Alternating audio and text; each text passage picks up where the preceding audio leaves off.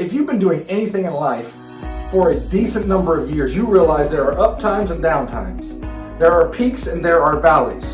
And your relationship with Jesus is no different. We need to make sure that we can figure out how to get to those peaks and stay there and not stay too long in the valleys to where we walk away. But the valleys is where we grow normally.